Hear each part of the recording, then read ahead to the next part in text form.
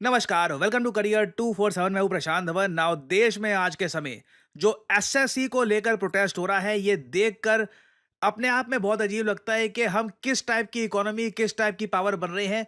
कहने को all together हम दुनिया की चौथी सबसे बड़ी इकोनॉमी बन गए हैं, मगर भारत में सरकारी एग्जाम्स को लेकर जो मिसमैनेजमेंट होती है, जिस तरीके से लाखों कैंडिडेट्स पूरे भारत में तकलीफ से गुजरते हैं, डिलेज होते हैं, पेपर लीक हो जाते हैं, फ्रस्ट्रेशन होती है। आपको इस टाइप की मैनेजमेंट, मैं आपको बता दूं, दुनिया में शायद किसी और देश में ना मिले। जो आज के समय हमारे प्यारे भारत में हो रहा है ना, ये अनप्रेसिडेंटेड है। देश भर में हर साल करोड़ों बच्चे पूरे भारत में एसएससी का एग्जाम अटेम्प्ट करने का प्रयास करते हैं ताकि उनकी एक सरकारी नौकरी लग सके। मगर एक के बाद एक हम देख रहे हैं, कंसिस्टेंटली पिछले 10 सालों में एसएससी के लगातार स्कैम्स हुए हैं। 2017-18 में आपको याद होगा, एसएससी सीजीएल का पेपर लीक हुआ था, मास चीटिंग हुई थी, पूरे देश में प्रोटेस्ट हुए, एग्जाम कैंसिल करना पड़ा, सीबीआई की इन्वेस्टिगेशन करनी पड़ी, रिजल्ट 3 साल तक डिले हो गया। इस सब की वजह से एग्जाम साइकिल जो है एसएससी की बुरी तरीके से डिसरप्ट हो गई। उस पूरे ब्लंडर से हम लोग कुछ नहीं सीखते। बीच में कई बार स्टूडेंट्स कंप्लेन करते रहते हैं कि जिस एग्जाम सेंटर में वो जाते हैं एग्जाम देने के लिए, वहां पर प्रॉब्लम आती है, कई बार कंप्यूटर सही से नहीं चल रहा होता। और अब तो देखिए 2025 में हद ही हो गई। एसएससी फेज 13 एग्जाम में जिस लेवल की मिसमैनेजमेंट हुई है, ये देखकर पूरे देश में आक्रोश है। बच्चे ट्रैवल करके, कई बार तो कई किलोमीटर दूर ट्रैवल करके एग्जाम सेंटर में पहुंचते हैं। पहुंचकर उनको पता लगता है कि एग्जाम कैंसिल हो चुका है।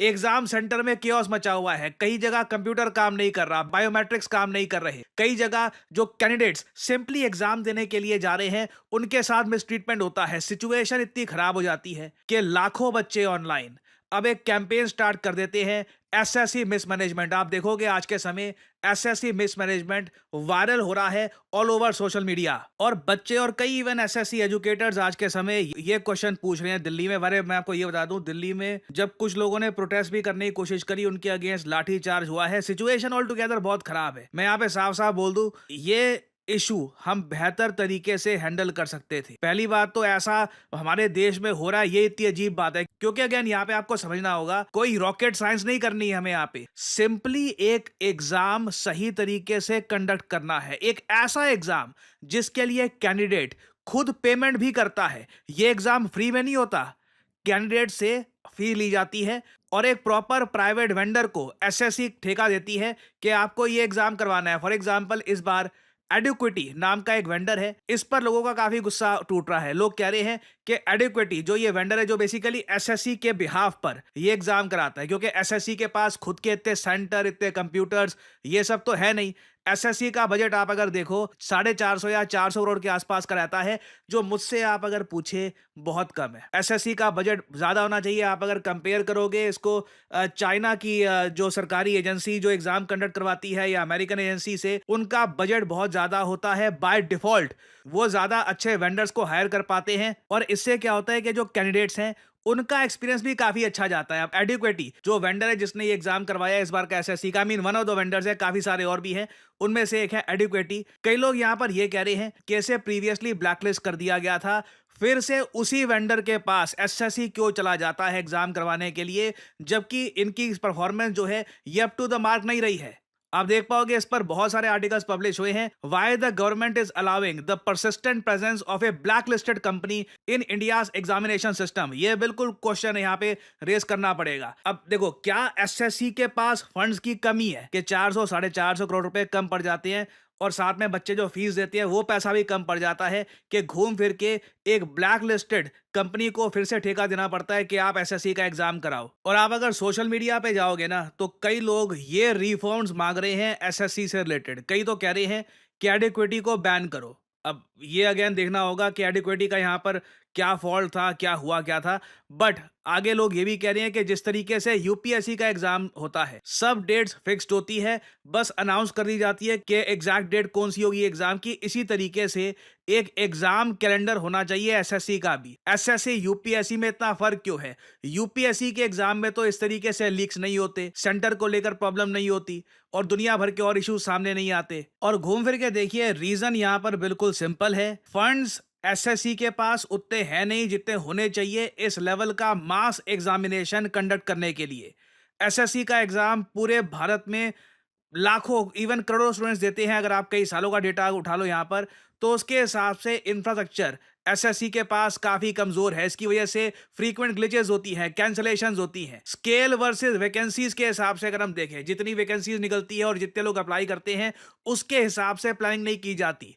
वीक अकाउंटेबिलिटी प्रॉब्लम होती है। बच्चे सफर करते हैं, कोई अकाउंटेबिलिटी नहीं लेता। ना सरकार अकाउंटेबिलिटी लेती है, ना एसएससी में कोई कहता है कि जी कि मेरे अंडर ये हुआ है, मैं इसकी रिस्पॉन्सिबिलिटी लेता हूं। जब तक अकाउंटेबिलिटी यहां पर तय नहीं की जाएगी ना, तब तक कुछ प्रोग्रेस आगे हो भी नहीं पाएगी।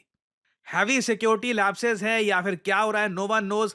पेपर लीक होना एक बहुत बड़ी प्रॉब्लम है आज के समय 2025 में। तो देखिए, पेपर लीक नहीं होना चाहिए जब इतनी सारी टेक्नोलॉजी आपके पास आ गई है। और दुनिया में मैं आपको बता दूं, मैंने यूएसए के कई जो गवर्नमेंट एग्जामिनेशंस होते हैं वो चेक किए हैं, चाइना के जो गवर्नमेंट एग्जामिनेशंस हैं वो चेक किए हैं।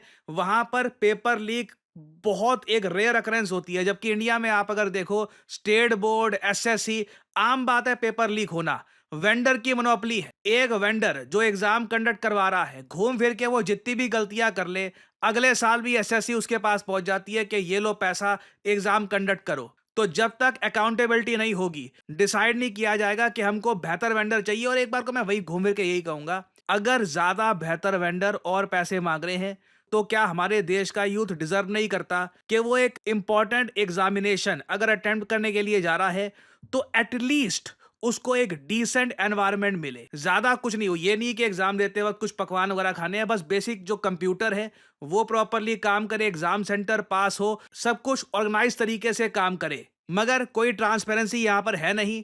क्या कार्रवाई होती है, किसकी जिम्मेदारी थी, कुछ पता लगता नहीं है। बच्चे, टीचर्स प्रोटेस्ट करते रहते हैं। और अब तो मैं कहूंगा एक बहुत ज्यादा लॉस ऑफ ट्रस्ट भी हो चुका है एसएससी को लेकर। और इवन तो मैं आज के समय कहूंगा, डायरेक्टली मेरा कुछ एसएससी से कुछ लिंक है नहीं, ना मैं एसएससी के कोर्सेज अभी प्रमोट कर रहा हूं, या I am pretty much focused on skilling courses right now. But जो आज के समय हो रहा है एसएससी कैंडिडेट्स के साथ, कोई भी कहेगा this is just unfair. Simply let them attempt a difficult examination. Already वो एक ऐसे देश में है जहां पे जॉब अपॉर्चुनिटीज कम है, आबादी बहुत ज्यादा है, दुनिया भर की और प्रॉब्लम्स होती हैं। At least give them a fair chance. हम सब लोग यहाँ पर यही कह रहे हैं।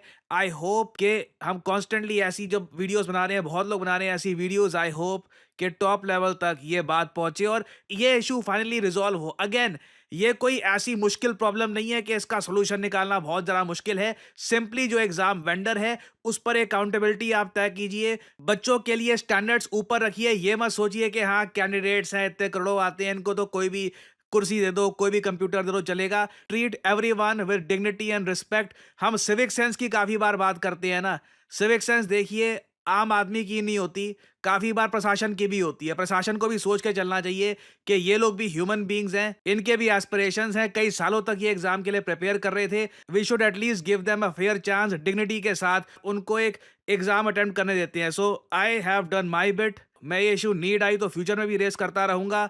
एंड होपफुली हम एसएससी रिफॉर्म्स बहुत ही जल्द देखेंगे। देखिए, लोग काफी बार कहते हैं कि जॉब्स की कमी हो रही है, बट इन रियलिटी जॉब्स बढ़ती जा रही हैं, बस लोग सही जगह सर्च नहीं कर रहे।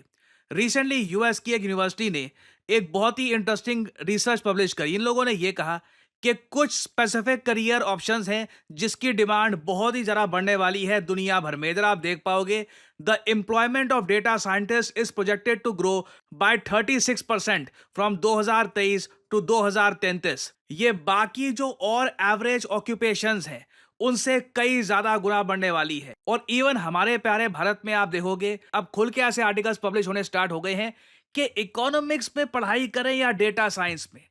सैड बात यह है कि आप में से कई लोगों के पेरेंट्स को डेटा साइंस के बारे में पता भी नहीं होगा कि आज के समय this has become a great career option for many people. जो डेटा साइंटिस्ट एक वेल रिप्यूटेड एक अच्छी कंपनी में लग गए हैं, they are earning a lot. और इवन आप अगर एक इंडियन स्टार्टअप में भी एज ए डेटा साइंटिस्ट काम कर रहे हैं, आप एक अच्छी सैलरी अर्न कर सकते हैं। क्वेश्चन यहां पर यही है कि क्या आप इतने अवेयर हैं कि बदलते समय के हिसाब से जो न्यू एज जॉब्स हैं उनके लिए आप खुद को स्किल कर पाओगे या नहीं कर पाओगे। क्योंकि इवन वर्ल्ड इकोनॉमिक फोरम की रिपोर्ट ये कहती है कि data analyst, AI specialist, machine learning engineers, data scientist, इन सब की डिमांड इन द फ्यूचर बहुत ज़्यादा बढ़ने वाली है। और यहीं पर आपकी हेल्प करने के लिए आता है करियर 247। करियर 247 का state of the art data science course with generative AI आपको फ्यूचर जॉब्स के लिए प्रिपेयर करता है। और वैसे मार्केट में देखो, सिंस डेटा साइंटिस्ट की इतनी डिमांड है, कोर्सेज भी आपको काफ़ी मिलेंगे। ज़्यादातर कोर्सेज में आपको प्री रिकॉर्डेड क्लासेस मिलती हैं